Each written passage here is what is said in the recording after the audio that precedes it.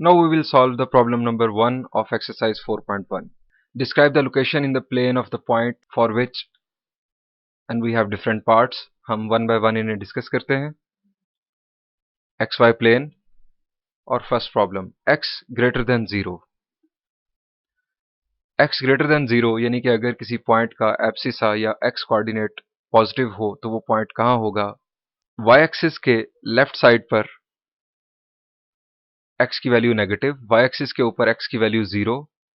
सो y axis के right side पर x की वैल्यू पॉजिटिव होती है. y एक्सिस के राइट साइड पर जो रीजन है हमने इसे नाम दिया था राइट हाफ प्लेन. सो अगर किसी पॉइंट का एब्सिसा या x कोऑर्डिनेट पॉजिटिव हो तो वो राइट हाफ प्लेन में कहीं पर होगा. x positive and y negative. x positive का मतलब हम y एक्सिस से राइट साइड पर हैं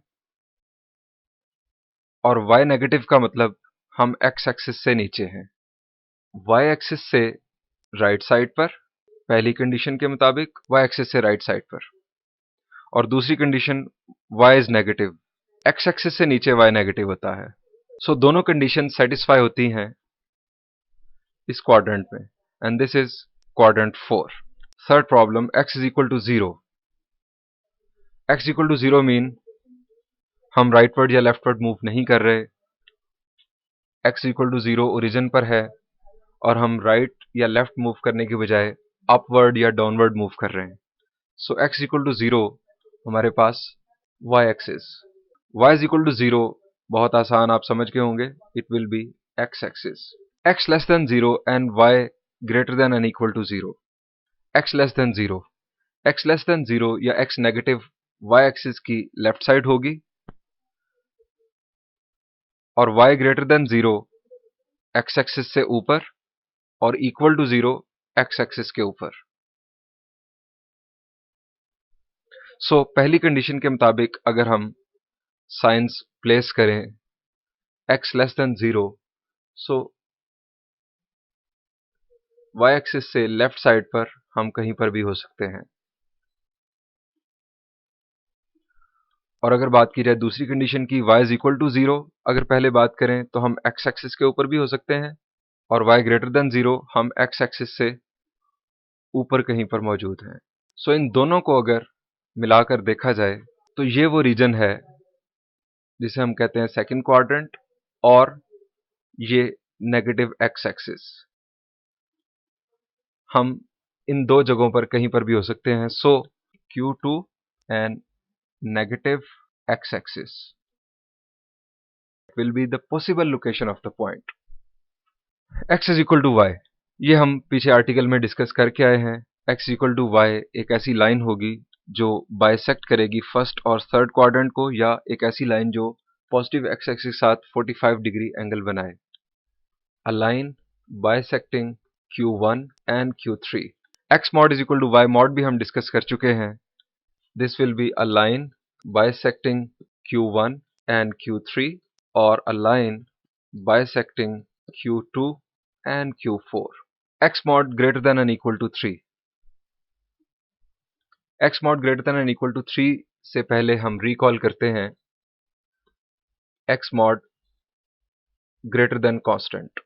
हमने इसे दो हिस्सों में ब्रेक किया था, X greater than constant और X less than minus constant.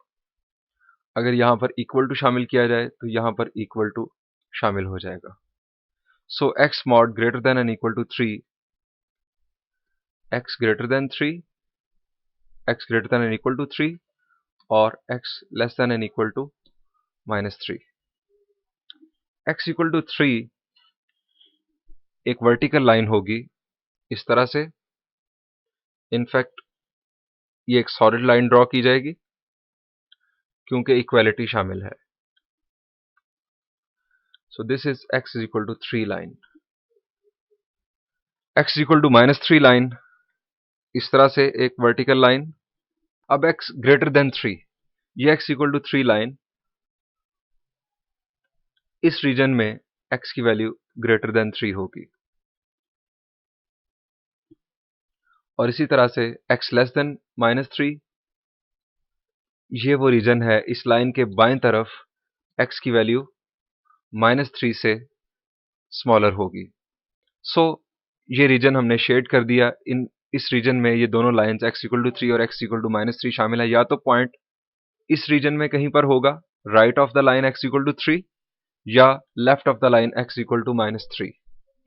Line x=3 and its right side or line x=-3 and its left side will be the possible location of this point. x greater than 2 and y is equal to 2। पहले हम बात करते हैं y is equal to 2 की। y is equal to 2, यहां पर y की value 2 और y is equal to 2 एक ऐसी लाइन होगी जिस पर y की वैल्यू 2 ही रहेगी, यानी कि ये एक horizontal line. This is y is equal to 2 line. x greater than 2, x greater than 2 के लिए हम x is equal to 2 line draw करते हैं और चूंकि इसमें सिर्फ ग्रेटर देन है सो हम इसे डॉटेड लाइन ड्रॉ करेंगे। This is x is equal to 2 line. x greater than 2 इस लाइन से राइट साइड पर कहीं होगा। सो अगर इन दोनों कंडीशंस को मिलाया जाए तो हम ना तो इस पोर्शन में हो सकते हैं ना इस पोर्शन में, चूंकि हम इन दोनों पोर्शंस में y की वैल्यू 2 नहीं है, y की वैल्यू 2 फिक्स्ड है। सो ये वो रीजन है जहां पर y की वैल्यू 2 है और x की वैल्यू ग्रेटर देन 2 है। So right side of line x is equal to 2 where y is equal to 2। x equal to 2 line के राइट साइड पर वो तमाम पॉइंट्स जहां पर y की वैल्यू 2 होगी। And this is the last problem of this question number 1. X and y have opposite signs. X and y have opposite signs mean first quadrant में दोनों के साइन सेम होते हैं, इसी तरह थर्ड क्वाड्रेंट में दोनों के साइन सेम, दोनों नेगेटिव होते हैं। सेकंड और फोर्थ क्वाड्रेंट ऐसे हैं जिनमें दोनों के साइन अपोजिट होते हैं। सेकंड क्वाड्रेंट में x नेगेटिव y पॉजिटिव और फोर्थ क्वाड्रेंट में x positive y negative. So Q2 or Q4 will be the possible locations of these points.